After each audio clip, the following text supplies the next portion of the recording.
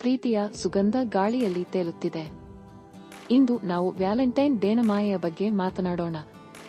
ನೀವು ಸಿಂಗಲ್ ಆದರೂ, ರಿಲೇಶನ್ಶಿಪ್ನಲ್ಲಿದ್ದರೂ ಅಥವಾ ಕನ್ಫ್ಯೂಷನ್ಶಿಪ್ನಲ್ಲಿದ್ದರೂ ಈ ದಿನ ಪ್ರೀತಿ, ಸಂತೋಷ ಹಾಗೂ ಅದೃಷ್ಟವನ್ನು ಸೆಲೆಬ್ರೇಟ್ ಮಾಡೋದು. ಆದ್ದರಿಂದ ನಿಮ್ಮ ಚಾಕ್ಲೇಟ್, ಗುಲಾಬಿ ಹೂ ಅಥವಾ ನಿಮ್ಮ ಪೆಟ್, ಏಕೆಂದರೆ ಅವು ನಿಮ್ಮ ಹೃದಯ ಒಡೆಯಿಸುವುದಿಲ್ಲ, ತೆಗೆದುಕೊಳ್ಳಿ ಮತ್ತು ಈ ವ್ಯಾಲೆಂಟೈನ್ಸ್ ಡೇ ಅನ್ಫರ್ಗೆಟಬಲ್ ಮಾಡೋಣ. ನಿಮಗೆ ಗೊತ್ತಾ, ಪ್ರತಿ ವರ್ಷ 145 ಮಿಲಿಯನ್ಗಿಂತ ಹೆಚ್ಚು ವ್ಯಾಲೆಂಟೈನ್ಸ್ ಡೇ ಕಾರ್ಡ್ಗಳು ವಿನಿಮಯವಾಗುತ್ತವೆ.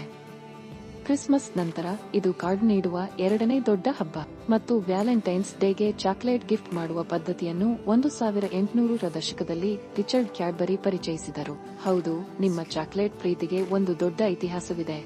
ನಾವು ನೋಡುವ ಹೃದಯದ ಆಕೃತಿಯು ಪುರಾತನ ಕಾಲದ ಐವಿ ಎಲೆಗಳು ಮತ್ತು ಸಿಲ್ಫಿಯಂ ಗಿಡದಿಂದ ಪ್ರೇರಿತವಾಗಿದೆ. ಆದ್ರೆ ಸತ್ಯ ಏನು ಗೊತ್ತಾ? ವ್ಯಾಲೆಂಟೈನ್ಸ್ ಡೇ ಅನ್ನೋದು ಕೇವಲ ಲವರ್ಸ್ಗಾಗಿ ಅಲ್ಲ, ಪ್ರೀತಿಯ ಎಲ್ಲಾ ರೂಪಗಳನ್ನು ಆಚರಿಸಲು ಒಂದು ದಿನ. ಸಿಂಗಲ್ಸ್ಗಳೇ, ಮನನೊಂದುಕೊಳ್ಳಬೇಡಿ. ನೀವು ಸ್ವತಂತ್ರವಾಗಿದ್ದೀರಿ, ಖುಷಿಯಿಂದ ಜೀವನವನ್ನು ಅನುಭವಿಸಬಹುದು. ಪ್ರೀತಿಗೆ ಒಂದು ಡೇ ಮಾತ್ರ ಬೇಕಾಗಿಲ್ಲ, ಪ್ರತಿದಿನವೂ ಪ್ರೀತಿಸಬಹುದು. ಮೊದಲು ನಿಮ್ಮನ್ನು ನೀವು.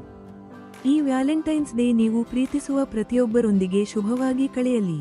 ಪ್ರೀತಿ ಅಂದರೆ ಕೇವಲ ರೋಮ್ಯಾನ್ಸ್ ಅಲ್ಲ, ಅದು ಸ್ನೇಹ, ಕುಟುಂಬ ಮತ್ತು ಸ್ವತಃ ಮೇಲೆ ಪ್ರೀತಿಯೂ ಕೂಡ.